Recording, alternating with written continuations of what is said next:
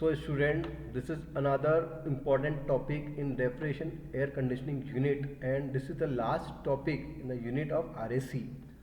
So name of this topic is air conditioning. So student, मैं आपको बताना चाहता हूँ कि ये टॉपिक वेरी इंपॉर्टेंट है, खास करके सिलेबस की बात करें या एग्जामिनेशन पॉइंट ऑफ व्यू से बताएं तो RTU यूनिवर्सिटी में इसका एक क्वेश्चन जरूर आता है।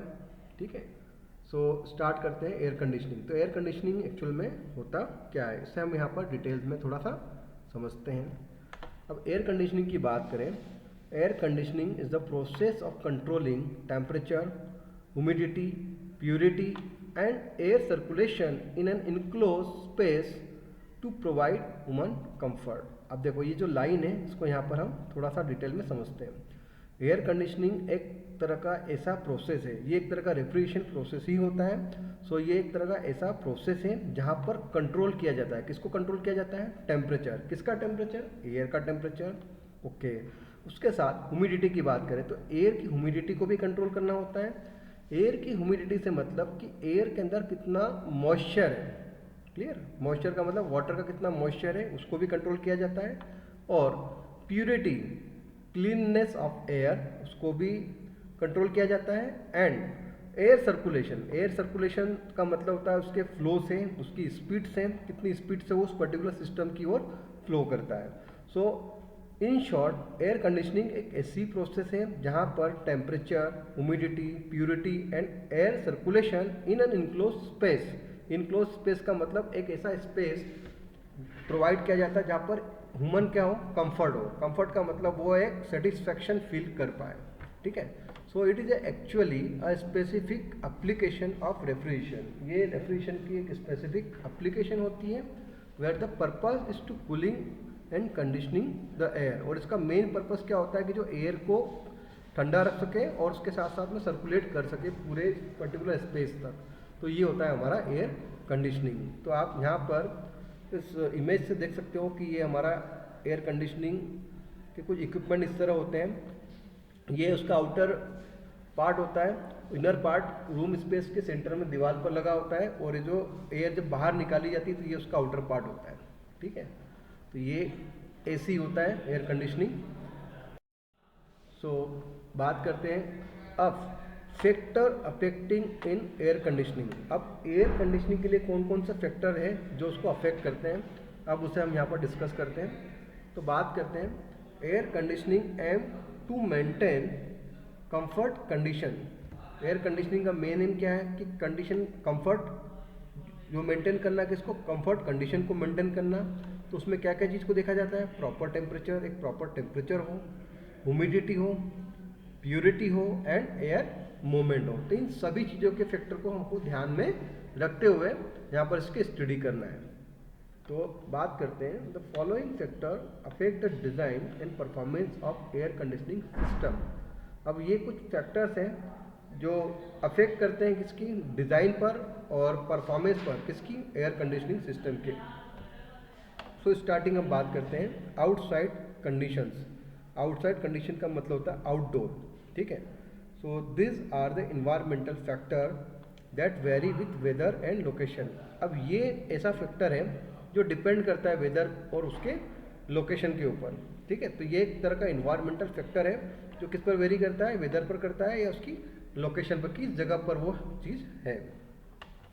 अब बात करते हैं आउटडोर टेम्परेचर। अब आउटडोर टेम्परेचर का मतलब क्या होता है? High in summer and low in winter. अगर समर की बात करें, खास करके गर्मी में, सो हमें जो कूलिंग होती है तो मोर कूलिंग लोड, तो वहाँ पर जो लोड होता है कूलिंग का वो ज़्यादा होता है। और अगर हम बात करें लो इन विंटर, और विंटर की बात करें तो मोर हीटिंग लोड। तो हीटिंग लोड, अब देखो समर में हमें क्या चाहिए? कूलिंग चाहिए, और विंटर में हमें क्या चाहिए? टेम्परेचर थोड़ा ज़्यादा चाहिए। तो अगर हम समर की बात करें तो समर में क्या होगा कि हमारे जो कूलिंग जो लोड है वो थोड़ी सी ज़्यादा होगी, और जब हमें विंटर में टेम्परेचर कम चाहिए तो वहाँ पर हीटिंग पर क्या होगा? लोड ज़्यादा होगा। ठीक है, और आउटडोर ह्यूमिडिटी। आउटडोर ह्यूमिडिटी का मतलब होता है, ये तो टेम्परेचर की बात है, अब ह्यूमिडिटी की बात करें कि एयर के अंदर कितनी मॉइस्चर। ठीक है, सो हाई ह्यूमिडिटी का मतलब होता है इंक्रीज डी ह्यूमिडिफिकेशन लोड। मतलब अगर एयर में ह्यूमिडिटी ज़्यादा है तो स्वाभाविक है कि हमें उसको डी करना होगा, तो उसके कारण क्या होगा, डी लोड क्या होगा, वो बढ़ जाएगा। और तीसरा है सोलर रेडिएशन। स्वाभाविक है कि जो नेचुरल सोर्स की बात करें कि अगर जो सनलाइट होती है वो दीवार पर आती है, ठीक है, विंडोज़ पे आती है, रूफ पर आती है, तो उस कारण क्या होगा, हीट लोड टू रूम, तो रूम के ऊपर हीट का लोड क्या हो जाता है, ज़्यादा हो जाता है, ठीक है। तो ये फैक्टर भी इम्पोर्टेंट होता है इसमें।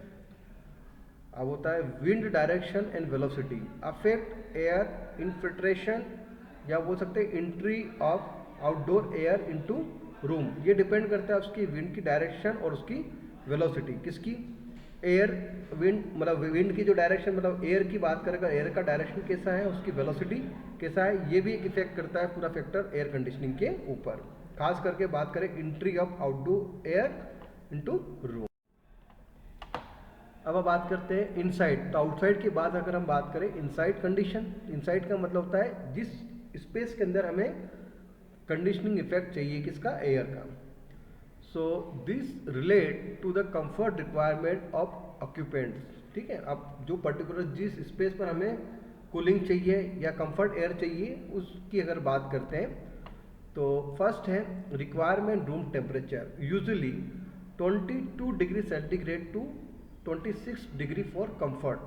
तो ये जो टेम्परेचर ऐसा माना गया जहाँ पर हम कंफर्ट फील करते हैं, ठीक है। So desired humidity around 50 to 60% relative humidity चाहिए, ठीक है। सो अगर आप इनडोर कंडीशन की बात करें, तो जैसे रूम टेम्परेचर की बात करें तो वो कितना है, 22 से लेकर 26 डिग्री सेंटीग्रेड, और डिजायर ह्यूमिडिटी की बात करें, मतलब उसमें इतना मॉइस्चर तो चाहिए, कितना मॉइस्चर, 50 से लेकर 60% रिलेटिव ह्यूमिडिटी। और उसके साथ में एयर क्लीननेस, स्वाभाविक है कि हम ऐसी एयर का सर्कुलेशन करें इस पर्टिकुलर स्पेस में जिसमें डस्ट बिल्कुल ना हो।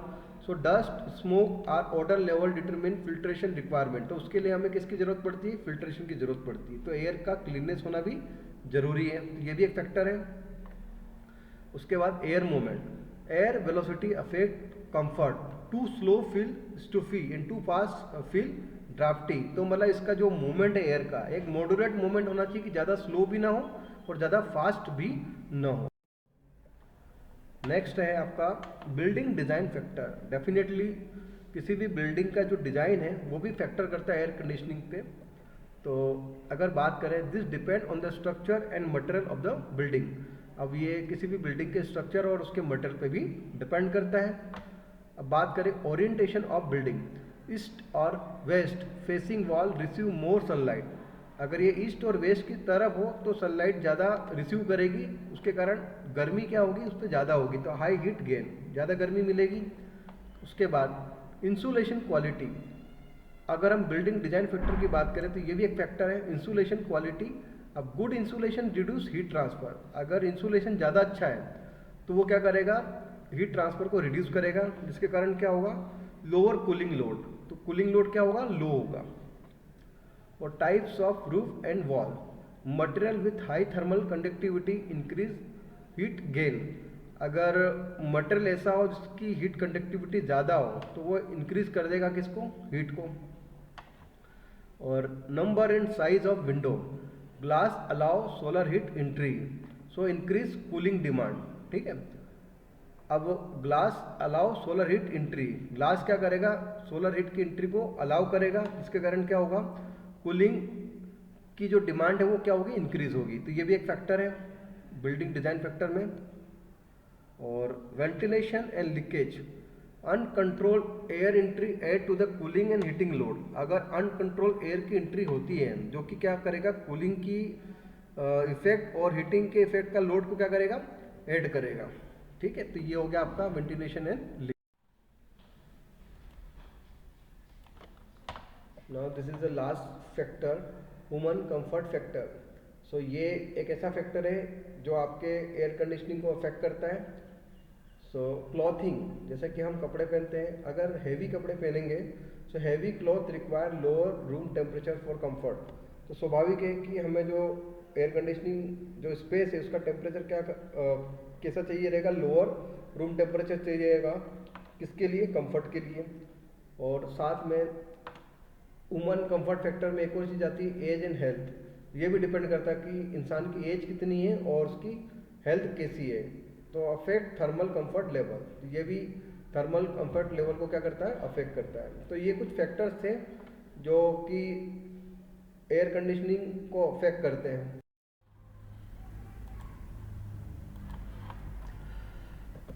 Now we will discuss air conditioning parts. So air conditioning parts का मतलब कि हमारे जो एयर कंडीशनिंग सिस्टम या जो डिवाइस में उसमें कौन कौन से पार्ट्स का हम यूज़ करते हैं और उन पार्ट्स के क्या फंक्शंस हैं उसको हम यहाँ पर डिटेल्स में स्टडी करेंगे। सो स्टूडेंट, जैसे कि आप इस इमेज में देख पा रहे हो, ये एयर कंडीशनिंग डिवाइस है और इस डिवाइस को एक तरह से हम विंडो एयर कंडीशनिंग डिवाइस भी कह सकते हैं। अब चूंकि स्टूडेंट हमें यहाँ पर क्या करना होता है, इस डिवाइस की हेल्प से हमें ये करना होता है कि ये जो डिवाइस जहाँ पर भी पर्टिकुलर रूम की बात करें, ये रूम में जब लगा होता है तो इसका जो हाफ पोर्शन होता है वो वॉल के सहारे टिका होता है और इसका जो बैक पोर्शन है वो एटमॉस्फेयर की जितनी बाहर का जो बैक साइड की जो एयर है जहाँ पे इसको हमको रिजेक्ट करना होता है वहाँ पर ये अटैच्ड होता है। सो इसको एक तरह से विंडो की तरफ लगाया जाता है, इसलिए इसका नाम है air conditioning, window air conditioning device.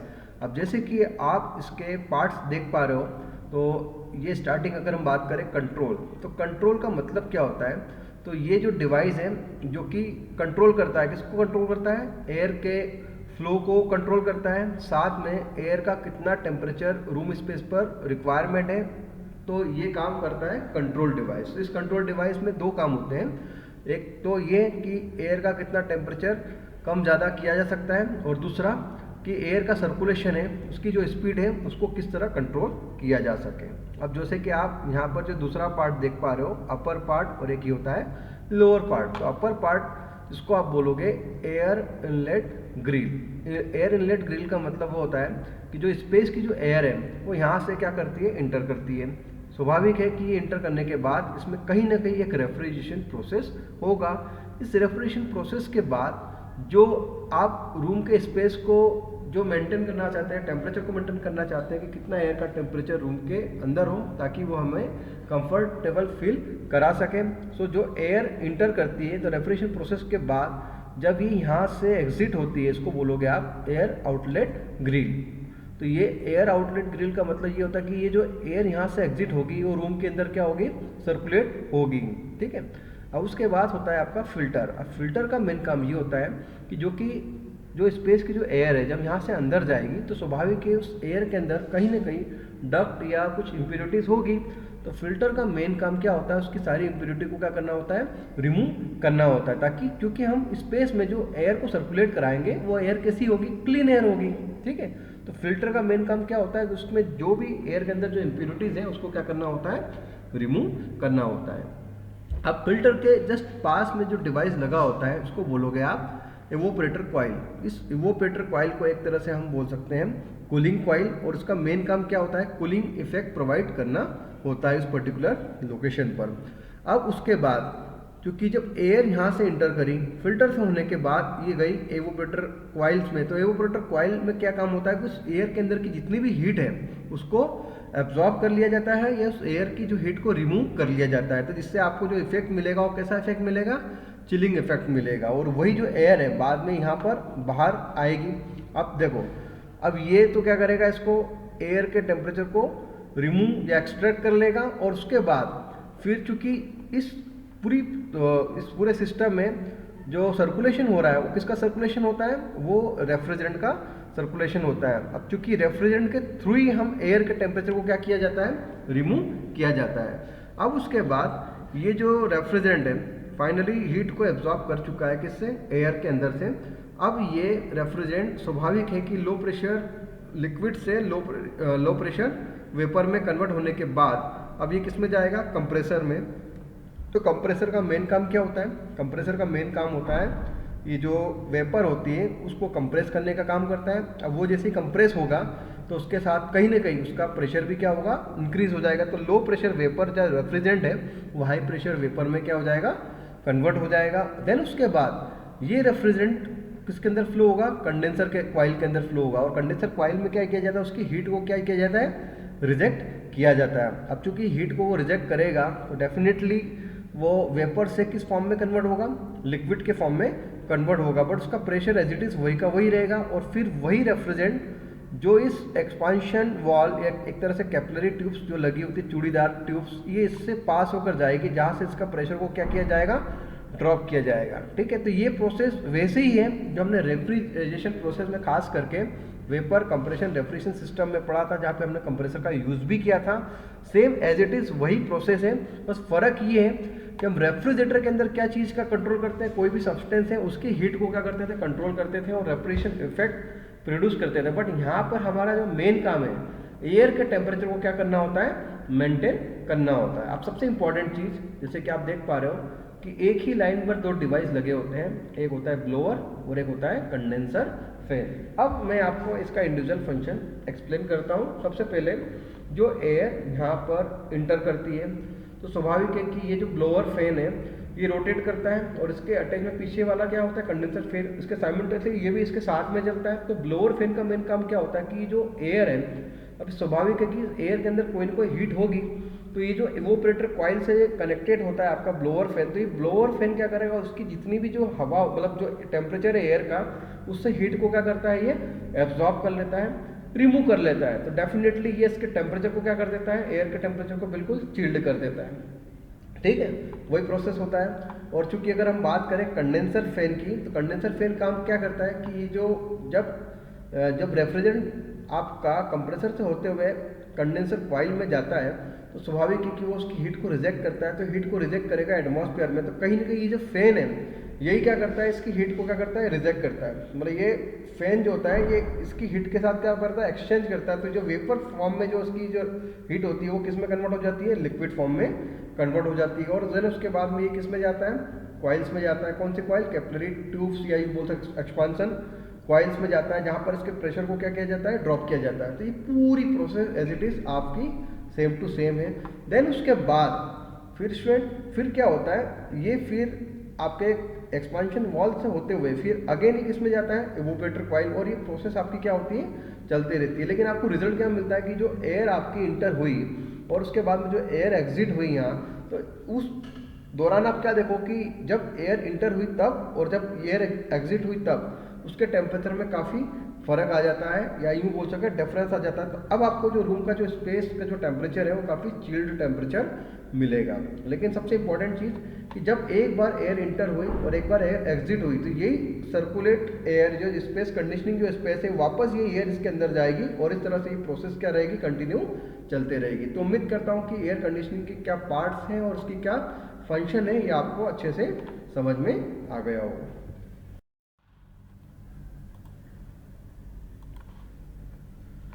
So student, line diagram से भी हम इसकी वर्किंग को यहाँ पर बहुत अच्छे तरीके से समझ सकते हैं। तो जैसे कि हमने इससे प्रीवियस में जो विंडो एयर कंडीशनिंग सिस्टम को हमने एक्सप्लेन किया था, अब इसको हम लाइन डायग्राम से भी हम यहाँ पर इसको समझ सकते हैं। सो जैसे कि आप जानते हैं कि जो हमारे डिवाइस के जो इंपॉर्टेंट मेजर पार्ट है, एक तो इवोपरेटर, जिसको आप तरह से इवोपरेटर कॉइल्स भी बोल सकते हैं या कूलिंग कॉइल भी बोल सकते हैं, और एक है आपका, इसको बोलोगे आप एक्सपांशन, ठीक है, और इसको बोलोगे आप कंडेंसर, और ये है आपका कंप्रेसर। तो जैसे कि मैंने आपको अभी बताया इससे पहले कि ये जो एयर कंडीशनिंग की जो वर्किंग है तो ये एज इट इज़ वैसे ही है जैसे वेपर कंप्रेशन रेफ्रिजरेशन सिस्टम की थी, जहाँ पर हम इवोपरेटर का यूज़ करते थे, कंप्रेसर का यूज़ करते थे, कंडेंसर का यूज़ करते थे, और सबसे इंपॉर्टेंट चीज़ एक्सपांशन लाइन या एक्सपांशन वाल्व या मीटरिंग डिवाइस का यूज़ करते थे।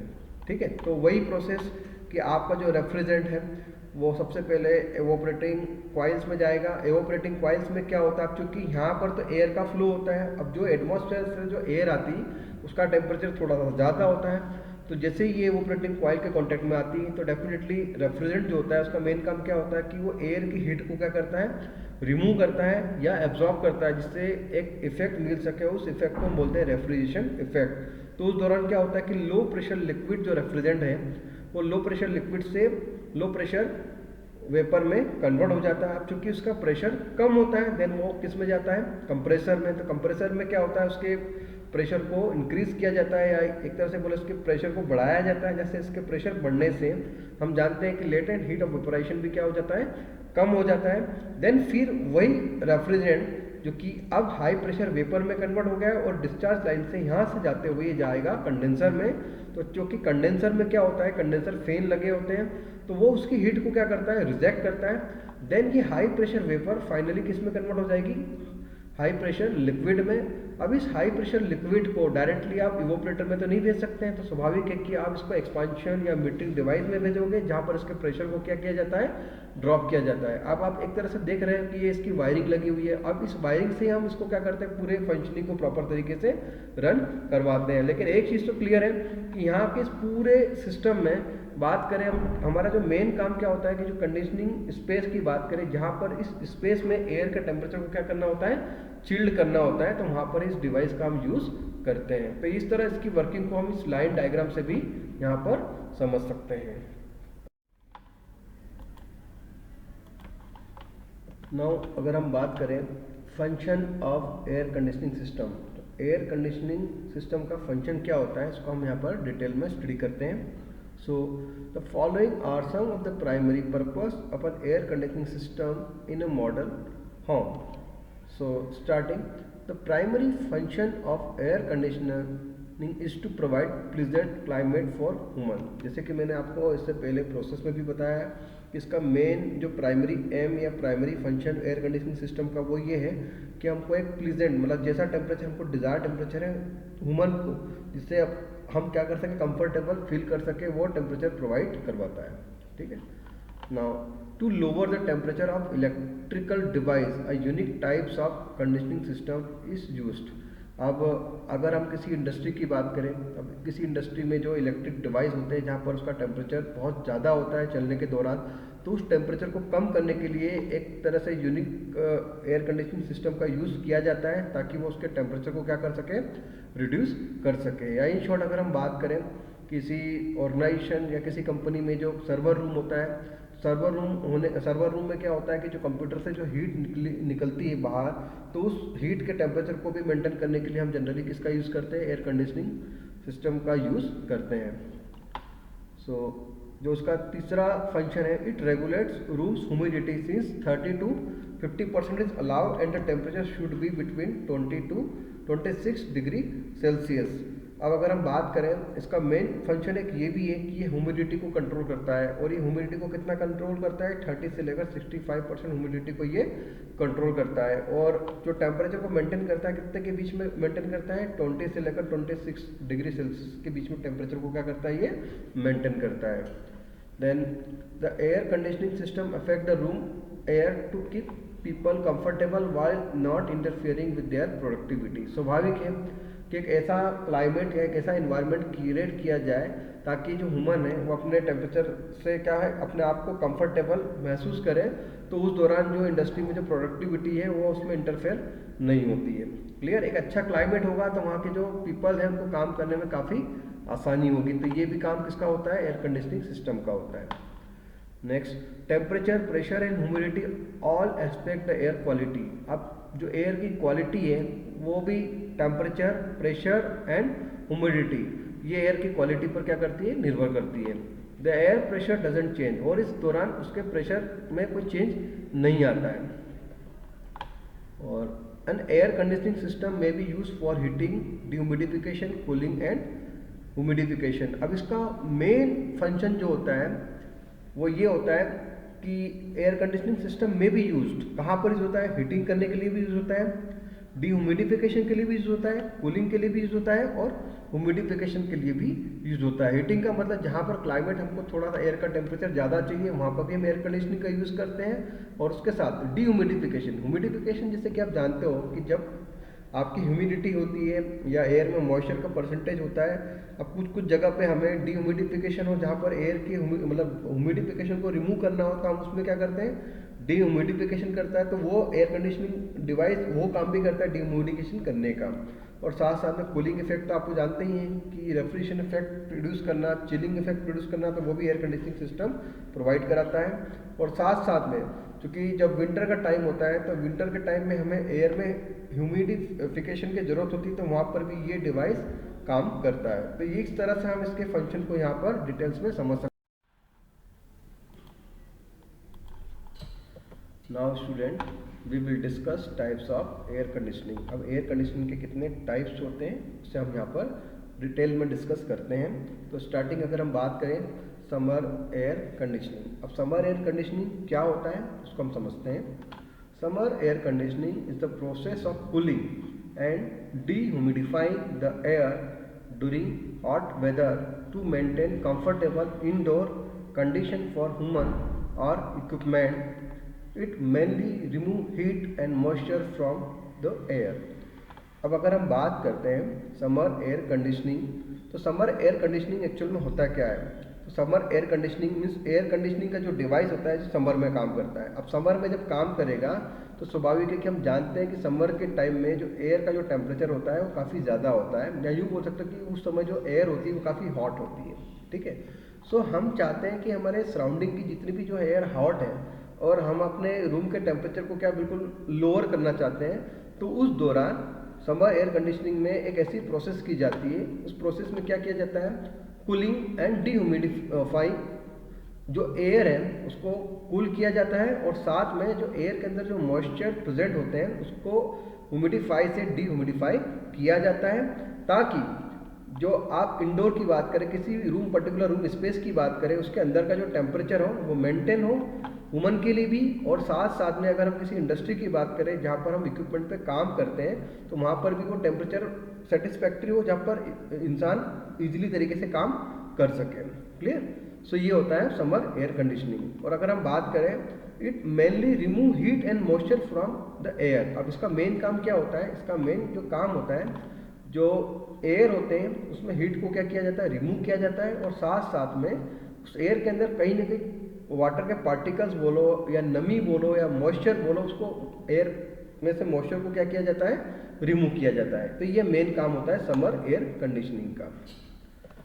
अब हम अगर बात करें ऑब्जेक्टिव, तो ऑब्जेक्टिव क्या है इसका, तो ऑब्जेक्टिव है टू मेंटेन कंफर्टेबल टेम्परेचर को मेंटेन करना, जो कि उस टेम्परेचर, वो ऐसा टेम्परेचर जो कि हमारी बॉडी के लिए और ह्यूमन के लिए क्या रहे, कंफर्टेबल रहे। और वो टेम्परेचर कितना होता है, अराउंड 22 डिग्री सेंटीग्रेड से 26 डिग्री सेंटीग्रेड के अराउंड में होता है। साथ में comfortable relative humidity around 50 to 60%। Relative humidity का मतलब क्या होता है कि हम जानते हैं कि हमारे आसपास जो भी एयर होती है उसमें कहीं ना कहीं मॉइस्चर होता है, और वो मॉइस्चर का जो कंटेंट होता है वो अराउंड कितना होना चाहिए, 50 से 60%, इसके अराउंड में ही होना चाहिए। ठीक है, तो ये भी मेंटेन करता है। और साथ में proper air circulation and purity. अब एयर की स्पीड, एयर का फ्लो कितना है और उसके साथ साथ में कितनी क्लीननेस है एयर में, ये भी काम करता है एयर कंडीशनिंग में, समर एयर कंडीशनिंग का। और अगर हम इसके यूज़ की बात करें तो ऑफनली use in residential building, industrial application, hospital and laboratory, theatres and auditorium, transportation etc. अगर हम बात करें इसके एप्लीकेशन की तो ये इंडस्ट्रियल एप्लीकेशन में यूज़ होता है, हॉस्पिटल्स में भी यूज़ होता है, लेबोरेटरी में यूज़ होता है, और जो सिनेमा हॉल्स होते हैं, ऑडिटोरियम रूम होते हैं, और ख़ास करके जो ट्रांसपोर्टेशन जितने व्हीकल्स हैं वहाँ पर भी हम समर एयर कंडीशनिंग का यूज़ करते हैं।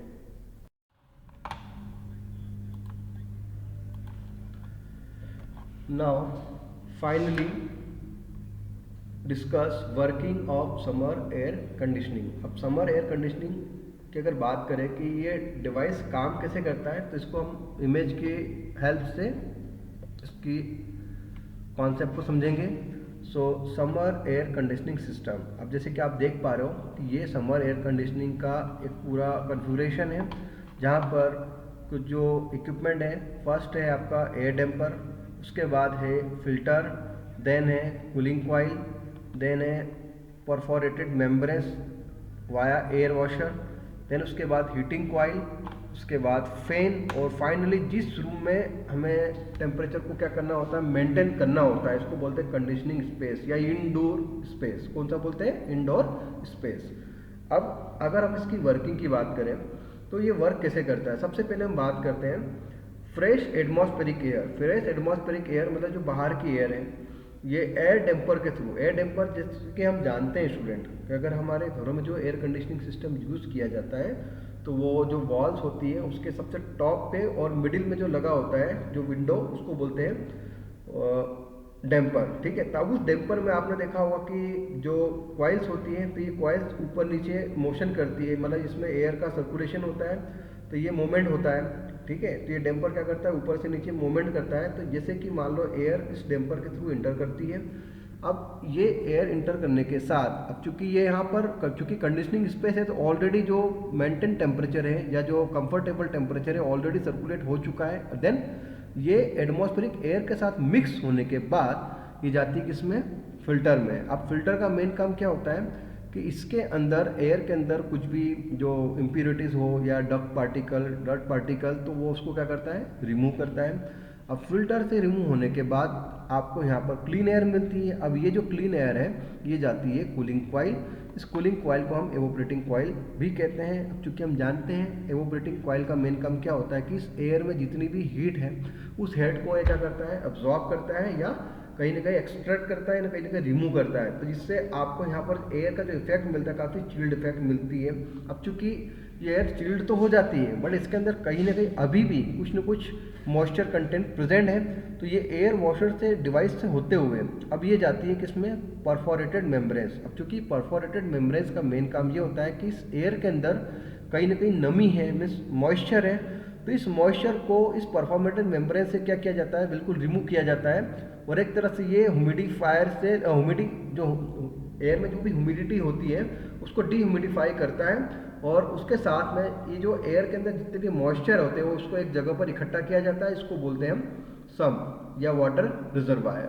अब उसके बाद चूंकि ये डीह्यूमिडिफाई हो चुकी है एयर, अब ये डीह्यूमिडिफाई एयर है, तो अब इसका जो टेम्परेचर काफ़ी चिल्ड हो चुका है। अब ये चिल्ड एयर अब डायरेक्ट कंडीशनिंग स्पेस में तो हम उसको भेजेंगे नहीं, क्योंकि इसका टेम्परेचर काफ़ी लो होता है। अब ये मान के चलो कि इसका टेम्परेचर 5 से लेकर 6 डिग्री तक होता है। अब चूंकि हमको इंडोर स्पेस का जो टेम्परेचर मेंटेन करना होता है, तो बेसिकली जो कंफर्ट जो टेम्परेचर होता है वो 22 से लेकर 26 डिग्री सेल्सियस तक होता है, पर हम मिनिमम 17 डिग्री सेल्सियस तक भी कर सकते हैं। बट हमारा मेन नेम क्या होता है कि हमको जो कंडीशनिंग इंडोर स्पेस का जो टेम्परेचर है वो 22 से लेकर 26 तक उसको क्या करना होता है, मेंटेन करना होता है। चूँकि यहाँ पर तो टेम्परेचर काफ़ी लो होता है, तो अब हम जो रिमोट कंट्रोल होता है, तो उस रिमोट कंट्रोल में जो रिमोट कंट्रोल जो होता है वो किसको ऑपरेट करता है, वो ऑपरेट करता है हीटिंग कॉइल। अब ये हीटिंग कॉइल के टेम्परेचर को ज़्यादा या कम करता है। अब चूँकि चिल्ड एयर जब इस हीटिंग कॉइल से पास होकर जाती है, तो हीटिंग कॉइल के थ्रू इसके टेम्परेचर को हम क्या करते हैं, मेंटेन करते हैं। और जो रिक्वायर्ड टेम्परेचर चाहिए होता है, अब वो टेम्परेचर यहाँ से जब फ्लो होता है और ये जो फैन होता है उस एयर को क्या करता है, सर्कुलेट करता है, ताकि ये कंडीशनिंग स्पेस में पूरी एयर पूरी तरह से क्या हो सके, सर्कुलेट हो सके।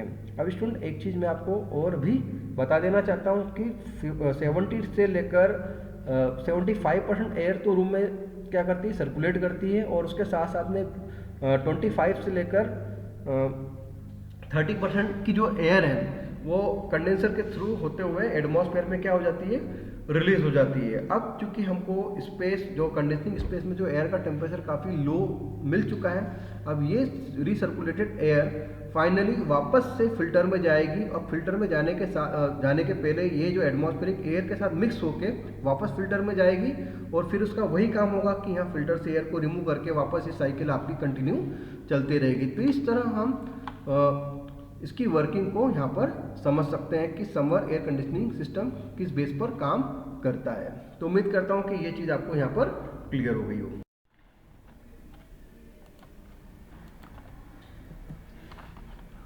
नाउ फाइनली जो हमने डायग्राम में एक्सप्लेन किया था उसको हम थ्योरेटिकली यहाँ पर डिस्कस करते हैं। Working of summer air conditioning. Summer air conditioning system is the most important types of air conditioning. ठीक है, एयर कंडीशनिंग का सबसे इंपॉर्टेंट टाइप्स होता है इन विच एयर इज कूल्ड, जहाँ पर एयर कूल्ड होती है, एंड जनरली डीह्यूमिडिफाइड। डीह्यूमिडिफाई का मतलब जो एयर में जो भी मॉइस्चर होता है उसको रिमूव किया जाता है, जो कि हमने जो फिगर 1 में देखा था। So a systematic arrangement of a typical summer air conditioning system. जो आपका जो डायग्राम था उसमें हमने पूरी एक्सप्लेनेशन देखी थी। अब जो स्टार्टिंग जो प्रोसेस होती थी वो क्या होती थी, the outside air flow through a damper, damper के थ्रू एयर इंटर करती थी and mix up with recirculated air which is head from the conditioning space.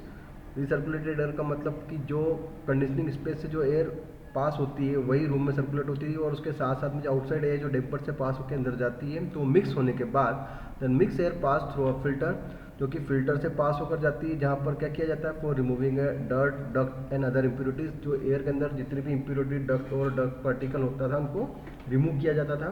Then the air now pass through है कूलिंग कॉइल, और उसके बाद जो air है cooling coil से पास होकर जाती थी। Now which has the temperature much below the required dry bulb temperature of air in the conditioning space. So इसका मतलब ये कि जो उसका टेम्परेचर होता है इस एयर का, जो कूलिंग कॉइल से पास होकर जाती है, कूलिंग कॉइल का मतलब जैसे बोलते हैं एवोपरेटिंग कॉइल, जहाँ से हीट को क्या किया जाता है, रिमूव किया जाता है। देन उस एयर का टेम्परेचर इतना कम हो जाता है कि बाहर के जो टेम्परेचर है उससे, और जो कंडीशनिंग स्पेस की जो टेम्परेचर है उससे भी क्या होता है, इसका टेम्परेचर कम होता है। Then cool air passes through a perforated membranes, और उसके बाद फाइनली ये जो कूल एयर है परफॉर्मेटेड मेम्ब्रेन से पास होती है। अब उसमें इस एयर में कोई ना कोई मॉइस्चर कंटेंट प्रेजेंट होते हैं। So and losses it moisture in the condense form which is collected in a sump. तो परफॉर्मेटेड मेम्ब्रेन्स एक तरह का काम क्या करता है, कंडेंसर का काम करता है, जहाँ से जितनी भी मॉइस्चर है उसको एक जगह इकट्ठा किया जाता है और उसको कहाँ पे कलेक्ट किया जाता है, सम में कलेक्ट किया जाता है। After that air is made to pass through a heating coil. Then उसके बाद जो एयर है इसको हीटिंग कॉइल से पास किया जाता है, और ये हीटिंग कॉइल को हम रिमोट कंट्रोल के थ्रू ऑपरेट करते हैं, जहाँ पर कब एयर का टेम्परेचर बढ़ाना होता है और कब एयर का टेम्परेचर कम करना होता है। और यही जो आपका जो रिक्वायर्ड टेम्परेचर है, जो बोल सकते हैं डिजायर टेम्परेचर है, उसी टेम्परेचर को हम रूम में क्या करते हैं, सर्कुलेट करते हैं। So this is accomplish for bringing the air to the design dry bulb temperature and relative humidity. और फाइनली जो ड्राई बल्ब टेम्परेचर मतलब जो एयर का टेम्परेचर है, जहाँ पे ह्यूमिडिटी बिल्कुल खत्म हो जाती है, तो ह्यूमिडिटी खत्म होने के बाद जो उसका एयर का जो टेम्परेचर काफ़ी चिल्ड होता है, और एक तरह से हम जो रिलेटिव ह्यूमिडिटी है उसकी वो बिल्कुल डिजायर रिलेटिव ह्यूमिडिटी होती है, वही उस पर हम कंसीडर करते हैं, और उस एयर को हम क्या करते हैं, रूम में सर्कुलेट करते हैं। तो इस तरह ये समर एयर कंडीशनिंग की ये वर्किंग है। तो होप कि आपको ये समझ में आ गई होगी। जो डायग्राम में मैंने बताया वही इसको थ्योरेटिकली यहाँ पे मैंने एक्सप्लेन अगेन कर दिया।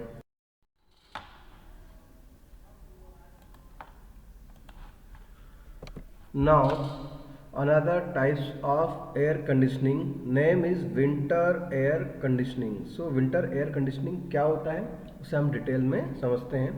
Winter air conditioning is a process of heating and humidifying the air during cold weather to maintain comfortable indoor condition. So जैसे कि इससे पहले हमने समर एयर कंडीशनिंग को डिस्कस किया था। समर एयर कंडीशनिंग में जो हमारा इंडोर कंडीशन या जो बोलते हैं ना स्पेस, जहाँ पर हमें टेम्परेचर क्या करना होता है, लोअर करना होता है। अब विंटर एयर कंडीशनिंग की अगर हम बात करें, क्योंकि विंटर का मतलब ये होता है कि बेसिकली जब विंटर का सीजन होता है, जब टेम्परेचर एयर का काफ़ी कोल्ड होता है, एटमॉस्फेरिक एयर का, तो हम अगर अपने रूम टेम्परेचर की बात करें तो उस रूम टेम्परेचर में हमें एयर के टेम्परेचर को क्या करना होता है, इंक्रीज करना होता है। दैट मीन्स हमें उसको हीटिंग करना होता है, और साथ साथ में हमें ह्यूमिडिफाई करना होता है, मतलब कहीं ना कहीं एयर में हमें मॉइस्चर उसमें ऐड करना होता है, ठीक है। और उसके साथ साथ में देन फिर वो जो टेम्परेचर है वो कंफर्टेबल रहेगा आपके रूम टेम्परेचर के हिसाब से, जहाँ पर ह्यूमन कंफर्टेबल फील कर सके।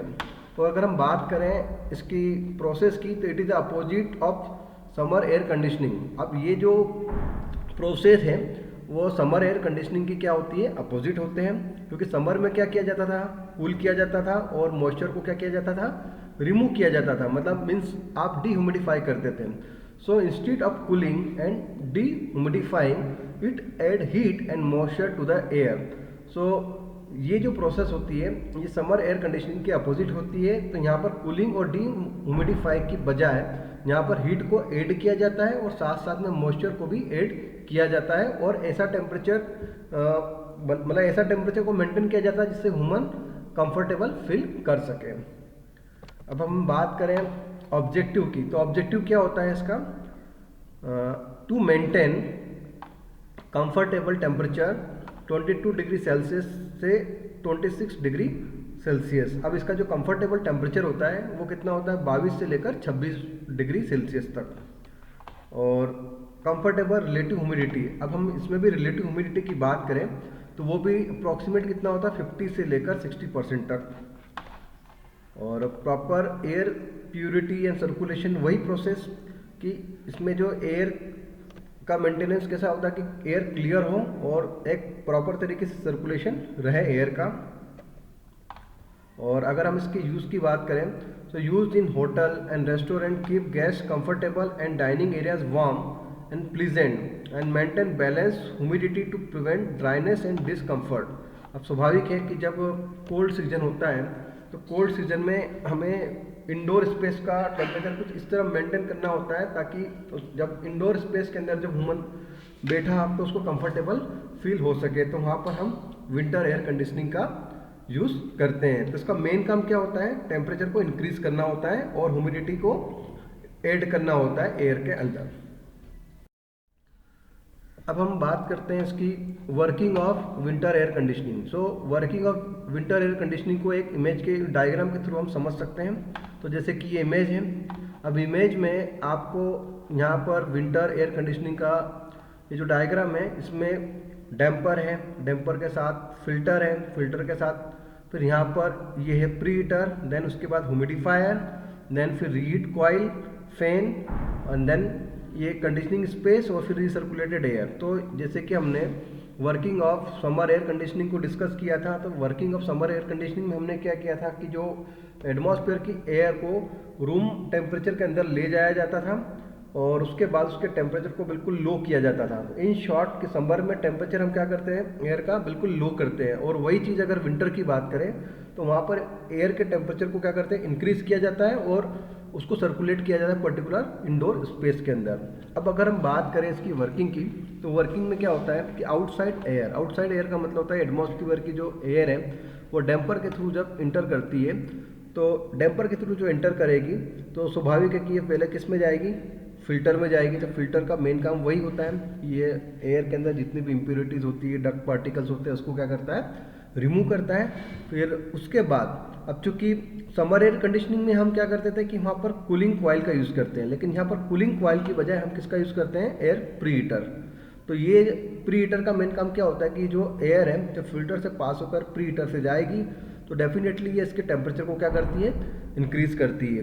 अब चूँकि कोल्ड सीजन होता है तो स्वाभाविक है कि हमें ड्राई और चिल्ड एयर की बजाय उसमें थोड़ी सी नमी को ऐड करना होता है, नमी का मतलब मॉइस्चर को ऐड करना होता है। तो यहाँ पर ह्यूमिडिफायर से हम उसमें क्या करते हैं, एयर के ड्रॉपलेट्स को ऐड किया जाता है ताकि एयर में क्या हो, एक मॉइस्चर का एडिशन हो जाता है। अब देन उसके बाद फिर इसको रीहीट कॉइल से पास किया जाता है, और रीहीट कॉइल किससे ऑपरेट होती है, ये रिमोट कंट्रोल से ऑपरेट होती है, जहाँ पर इसके टेम्परेचर को कम ज़्यादा किया जाता है। अब देन फाइनली इसका जो टेम्परेचर है वो एक रिक्वायर्ड टेम्परेचर, जैसे कि मैंने आपको बताया कि 22 से लेकर 26 डिग्री सेल्सियस का एक टेम्परेचर होता है, और उस टेम्परेचर में एयर के अंदर कहीं ना कहीं क्या होता है, मॉइस्चर का कंटेंट होता है। तो मॉइस्चर के कंटेंट होने के कारण अब वो उस विंटर सीजन के लिए बिल्कुल जो एयर होती है वो कंफर्टेबल पर एयर होती है। तो कंफर्ट लेवल पर जो एयर होती है, देन उसके बाद इसको फैन के थ्रू रूम के अंदर क्या किया जाता है, सर्कुलेट किया जाता है। अब ये जो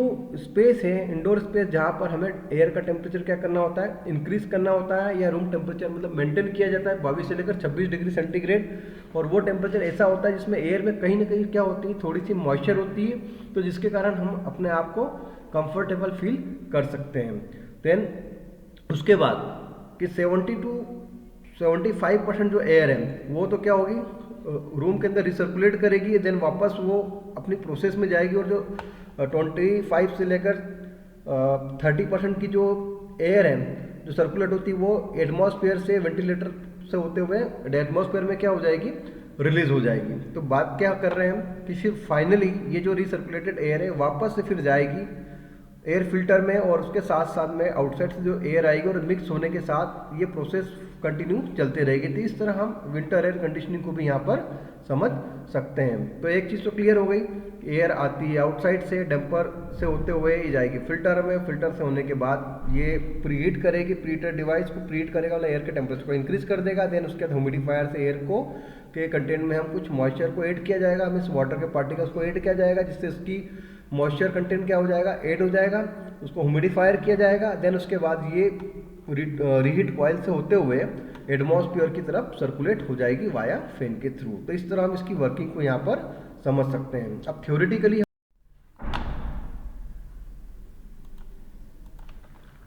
now so working of winter air conditioning को हम थ्योरेटिकली डिस्कस करेंगे। तो इससे पहले जैसे डायग्राम में मैंने पूरा एक्सप्लेनेशन किया था, अब इसको हम थ्योरेटिकली यहाँ पर देखते हैं।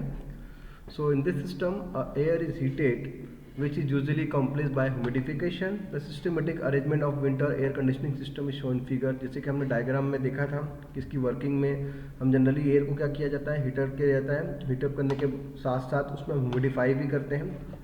Then in this system the outside air flow through a damper and mix up with the recirculated air coming from the conditioning space। So conditioning space से जो एयर है वो जब आती है तो वो रिसर्कुलेटेड एयर होती है, और वो रिसर्कुलेटेड एयर मिक्स होती है जो आउटसाइड एयर, जो एटमॉस्फेयर की जो एयर होती है डैम्पर के थ्रू जब अंदर जाती है तो वो उसके साथ क्या होती है, मिक्स हो जाती है। अब जो ये मिक्स एयर है तो mix air is pass through a filter. अब जैसे कि हम जानते हैं कि ये जो मिक्स एयर है वो फिल्टर के थ्रू पास होती है, जहाँ पर इसकी इम्प्योरिटी को क्या किया जाता है, रिमूव किया जाता है। ठीक है।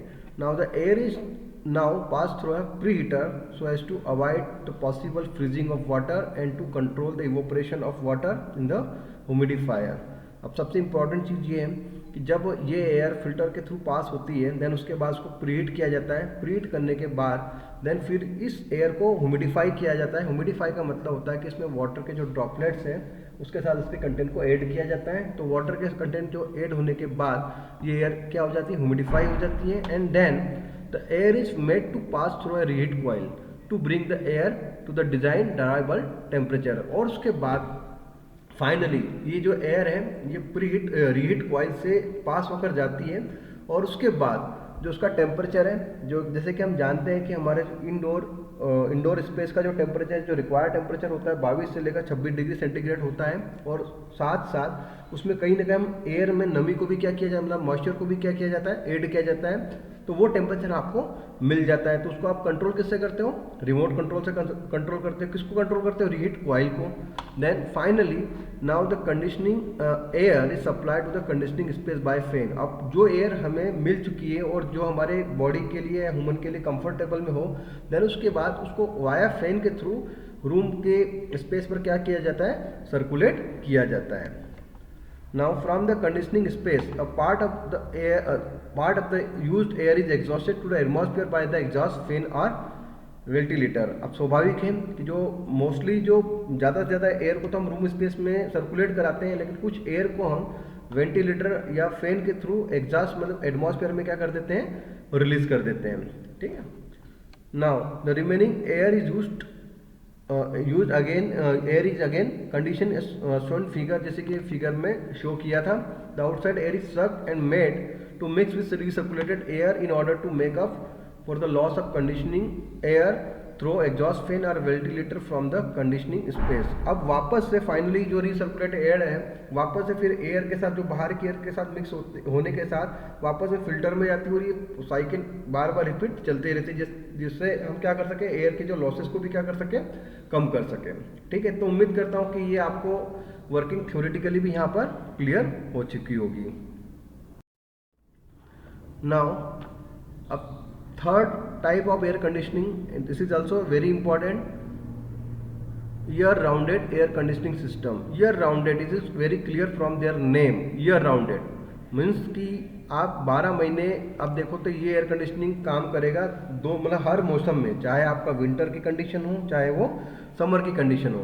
तो अगर हम बात करें, year rounded air conditioning system is an all season system design to maintain comfortable indoor air condition throughout the entire year, both in summer cooling and dehumidifying and winter heating and dehumidifying. It provides cool air in summer and warm air in winter using a single integrated setup। अब ये एक ऐसा single integrated setup होता है जहाँ पर ये 12 महीने काम करता है। स्वाभाविक है कि विंटर के टाइम में हमें एयर को क्या करना होता है, हीट करना होता है, और उसके साथ साथ में हमें उससे क्या करना, ह्यूमिडिफाई करना होता है। और वही केस अगर समर की बात आए तो उसको एयर को क्या करना होता है, कूल करना होता है और डीह्यूमिडिफाई करना होता है। तो दोनों के केस दोनों केस एक ही डिवाइस में काम करेंगे, तो इसलिए इसका नाम होता है year rounded air conditioning system. मतलब ये विंटर में भी काम करेगा और समर में भी काम करेगा। और मेन काम इसका क्या होता है, to maintain comfortable indoor air conditioning throughout the entire year. और पूरे साल ये जो इंडोर कंडीशन को क्या कर सकता है, मेंटेन कर सकता है कंफर्टेबल तरीके से। अब हम बात करें इसका ऑब्जेक्टिव, तो इसका ऑब्जेक्टिव क्या होता है, to control temperature means cooling और हीटिंग, कूलिंग भी करता है और हीटिंग भी करता है। दूसरा ह्यूमिडिटी इंक्रीज और डिक्रीज, या तो इंक्रीज भी करेगा और डिक्रीज भी करेगा according to situation, according to condition. फिर एयर प्योरिटी, एयर प्योरिटी के साथ फिर आपका होता है एयर सर्कुलेशन, ठीक है। तो ये एयर प्योरिटी को भी मेंटेन करेगा, मतलब ये एयर को हम चाहते हैं कि भाई हमारे जो डिवाइस है कंडीशनर के अंदर जो एयर है वो कैसी एयर हो, क्लीन एयर हो, और उसके साथ में एयर के सर्कुलेशन को भी मेंटेन करेगा कि एयर की स्पीड कितनी रखी जाए। देन उसके बाद all these are adjust automatically based on the season और indoor comfort requirement, okay. So use in food processing and storage area, और इसका जनरली यूज कहाँ होता है, फूड प्रोसेसिंग और स्टोरेज एरिया में इसका हम यूज करते हैं। अब बात करते हैं ensure suitable temperature humidity for storage and processing, and दूसरा है use in cold storage, bakeries, dairy and packaging industry, ठीक है। तो पैकेजिंग इंडस्ट्री में भी इसका यूज किया जाता है। अब एग्जांपल है food warehouses that need control condition in both summer and winter. अब ऐसी जगह जो फूड वेयर हाउसेज होते हैं जहाँ पर जो कंडीशन होती है, दोनों कंडीशन हो सकती है, समर कंडीशन भी हो सकती है और विंटर कंडीशन भी हो सकती है। तो समर में इसको क्या किया जाता है, ठंडा रखा जाता है, और विंटर में इसको क्या किया जाता है, इसके टेम्परेचर को थोड़ा वार्म अप रखा जाता है। तो वहाँ पर भी हम इसका यूज़ करते हैं जहाँ पर दोनों कंडीशन सुटेबल हो, समर भी हो और विंटर भी हो।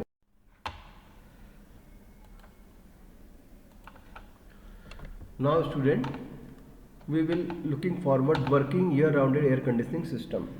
अब हम ईयर राउंडेड एयर कंडीशनिंग की वर्किंग क्या है इसको एक डायग्राम की हेल्प से समझेंगे।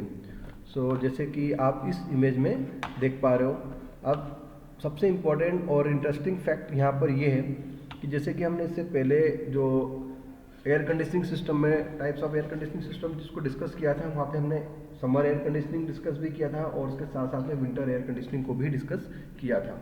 तो यहाँ पर कुछ पार्ट्स कॉमन हैं।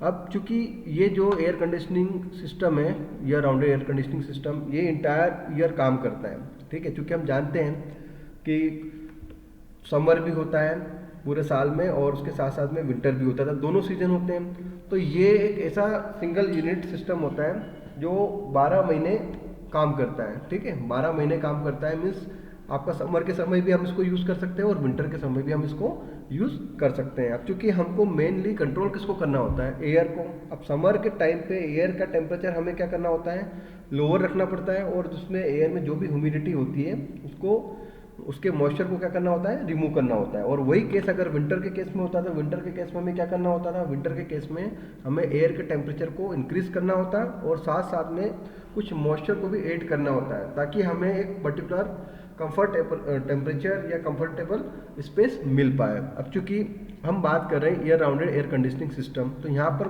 पार्ट्स की बात करें तो सबसे पहले आप देख पा रहे हो कि ये जो पार्ट्स हैं वो फिल्टर, उसके बाद कूलिंग कॉइल, उसके बाद ह्यूमिडिफायर, उसके बाद हीटिंग कॉइल, फिर जो कि फैन उसमें भी कॉमन था किसमें, समर और विंटर में, और यहाँ पर भी कॉमन है। और साथ साथ में जिस स्पेस पर आपको जो रूम टेम्परेचर, जो आपको डिज़ायर टेम्परेचर चाहिए उसके लिए, देन फिर रीसर्कुलेटेड एयर। अब सबसे पहले हम बात करते हैं इसकी वर्किंग की, किसकी, year rounded air conditioning system की। अब चूंकि जैसे हम ये मान सकते हैं कि भाई समर का सीज़न चल रहा है, ठीक है। तो समर के सीज़न में हमारा मेन एम क्या होता है कि हमको एयर के टेम्परेचर को क्या करना होता है, बिल्कुल लोअर रखना होता है।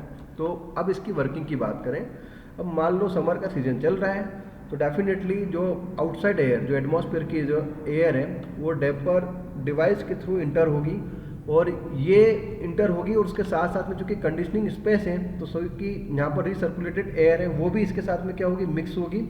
अब मिक्स होने के साथ ये पास होगी किसके अंदर से, फिल्टर के अंदर से। तो फिल्टर का तो जो फंक्शन आपको पता ही है कि फिल्टर का मेन काम होता है कि जो भी डस्ट या डस्ट पार्टिकल है उसको रिमूव करता है, या उसमें जो भी इम्प्योरिटी प्रेजेंट हो एयर में उसको रिमूव करता है। देन फिर ये एयर जाती है कूलिंग कॉइल, जिसको हम इवोपरेटिंग कॉइल भी बोलते हैं, और यहाँ से जो एयर की जितनी भी हीट है उसको क्या किया जाता है, इस कॉइल्स में से रिमूव किया जाता है। डेफिनेटली अगर एयर में से हीट को रिमूव करेंगे तो वो एयर कैसी हो जाएगी, चिल्ड हो जाएगी। अब देखो जैसे कि आप देख पा रहे हो यहाँ ह्यूमिडिफायर, अब ह्यूमिडिफायर यहाँ पर इनएक्टिव रहेगा। क्यों? क्योंकि हम समर एयर कंडीशनिंग की बात कर रहे हैं, क्योंकि हमें क्या चाहिए कि हम एयर के जो टेम्परेचर हैं उसको लोअर रखें और साथ साथ में उसकी जो ह्यूमिडिटी है उसको भी क्या करें हम डिक्रीज करें। ठीक है, अब चूंकि यहाँ पर ये जब कूलिंग कॉइल से एयर पास होकर गई तो इसका जो टेम्परेचर है वो काफ़ी क्या होता है, लो होता है। अब लो होने के साथ अब यहाँ पर जो ह्यूमिडिफायर है ये क्या रहेगा, डीएक्टिवेट रहेगा, और उसके साथ साथ में यहाँ पर ये इसमें जो भी मॉइस्चर है वो मॉइस्चर क्या हो जाएगा, रिमूव हो जाएगा। रिमूव होने के बाद ये जाएगा हीटिंग कॉइल से। हीटिंग कॉइल का मेन काम क्या होता है कि ये इसके टेम्परेचर को ऑपरेट करता है कि रूम के अंदर हम कितना टेम्परेचर रखें। बेसिकली हम समर एयर कंडीशनिंग में जो रूम का टेम्परेचर रखते हैं वो 22 से लेकर 26 डिग्री सेल्सियस रखते हैं, और हम साथ साथ ये भी ध्यान रखते हैं कि उस एयर के टेम्परेचर में आपका मॉइस्चर बिल्कुल कम से कम हो। ठीक है, और फिर ये जो एयर मिलेगी वो इसको फैन के थ्रू सराउंडिंग, मतलब ये फैन के थ्रू सर्कुलेट होकर कहाँ पर जाएगी, कंडीशनिंग स्पेस, एक ऐसा स्पेस जिसको हम बोलते हैं इंडोर स्पेस, जहाँ पर हमें कंफर्टेबल टेम्परेचर चाहिए होता है। देन फिर अगेन ये एयर रिसर्कुलेटेड होगी।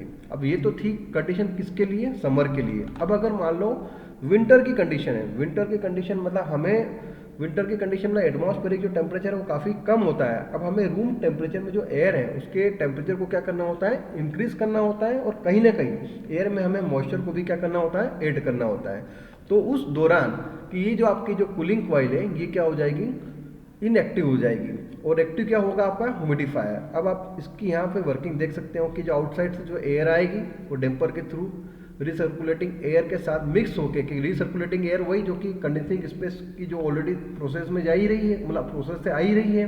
अब फिर ये से मिक्स होने के बाद ये जाएगी किसमें, फिल्टर में। तो फिल्टर का मेन काम क्या होता है, तो आप जानते ही हैं कि ये डक्ट और इम्प्योरिटी को रिमूव करेगा। देन ये जो कूलिंग कॉइल है ये तो क्या रहेगी उस समय, डीएक्टिवेट रहेगी। देन ये जो एयर है अब ये जाएगी किस पे, यहाँ पर पास होगी। अभी ह्यूमिडिफायर क्या करेगा, यहाँ पर कुछ वाटर के जो ड्रॉपलेट्स हैं ये स्प्रे करेगा, तो जिससे क्या होगा कि एयर और वाटर के ड्रॉपलेट होने के कारण एयर में क्या हो जाएगा, मॉइस्चर कंटेंट इंक्रीज हो जाएगा। ठीक है, अब उसके साथ चूंकि हम चाहते भी यही है कि हमको विंटर के टाइम में एयर में मॉइस्चर को क्या करना होता है, ऐड करना होता है।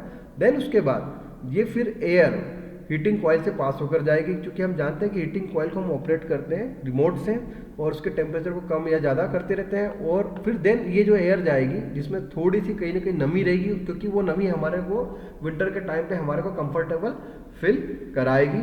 देन फिर फेल क्या करेगा, ये फैन इसको इस एयर को सर्कुलेट करेगा उस पर्टिकुलर कंडीशन स्पेस में। तो इस तरह ये विंटर में भी आपका काम कर सकता है। तो कुल मिला के अगर बात करें तो पूरे 12 महीने या बात करें पूरे साल भर ये इसकी वर्किंग होगी, और ये डिपेंड करेगा कि कौन से सीजन में कौन से इक्विपमेंट को एक्टिव करना है और कौन से सीजन में कौन से इक्विपमेंट को डीएक्टिवेट करना है। ठीक है, तो इस तरह हम इसकी वर्किंग को यहाँ पर समझ सकते हैं। नाउ अब थ्योरेटिकली अगर हम इसकी बात करें, working year rounded air conditioning system, जैसे कि मैंने आपको रिसेंटली में बताया, in a year rounded conditioning system it should have equipment for both summer and winter air conditioning। ठीक है, and systematic for a modern summer year rounded air conditioner is arranged, जैसे कि इससे पहले मैंने डायग्राम में आपको बता रखा है। अब air conditioner working principle in a year rounded air conditioning system, in this the outside air flow through the damper and mixes with the recirculated air, the air mix with air passes through filter to remove dirt, dust and impurities, जो कि already मैं बता चुका हूँ कि जब air रिसर्कुलेटेड air के साथ मिक्स होने के बाद जब फिल्टर से जाएगी तो ये सारी इम्प्योरिटी को क्या कर देगी, एयर में से रिमूव कर देगी। देन उसके बाद अगर मैं बात करूँ समर सिस्टम की, तो समर में क्या होता है, in summer air conditioning system the cooling operate to cool the air. अब उस समय जो कूलिंग कॉइल है वो क्या हो जाएगी, ऑपरेट हो जाएगी, और जो ह्यूमिडिफायर जो कॉइल है या जो डिवाइस है वो क्या हो जाएगा, इनएक्टिव हो जाएगा।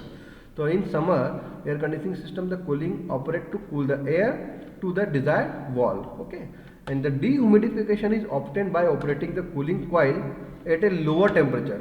ठीक है, then the dew point temperature. तो अब इसका जो टेम्परेचर है वो ड्यू पॉइंट टेम्परेचर से क्या रखा जाएगा, कम रखा जाएगा, क्योंकि आप जानते हो कि ड्यू पॉइंट टेम्परेचर क्या होता है। ड्यू पॉइंट टेम्परेचर एक ऐसा टेम्परेचर होता है इसमें कहीं ना कहीं क्या होती है, नमी होती है, तो उस टेम्परेचर से भी इस टेम्परेचर को क्या करना होता है, कम रखना होता है। इसकी बात करें हम समर की।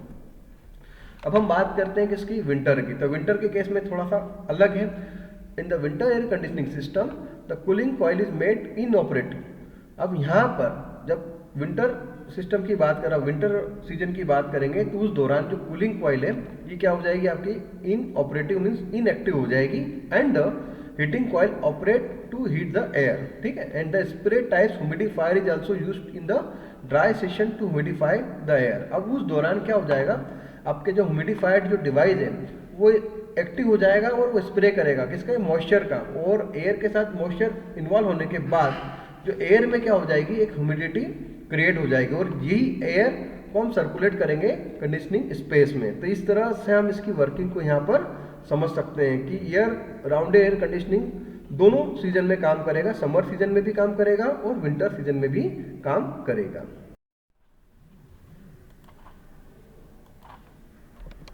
सो फाइनली जो यूनिट हमने अभी कंप्लीट करी है रेफ्रिजरेशन एयर कंडीशनिंग, सो इस यूनिट में यूनिवर्सिटी एग्ज़ाम की अगर हम बात करें राजस्थान टेक्निकल यूनिवर्सिटी, तो कौन से जो क्वेश्चंस हैं जो पूछे जाते हैं, तो उन क्वेश्चंस को हम यहाँ पर रिव्यू करते हैं।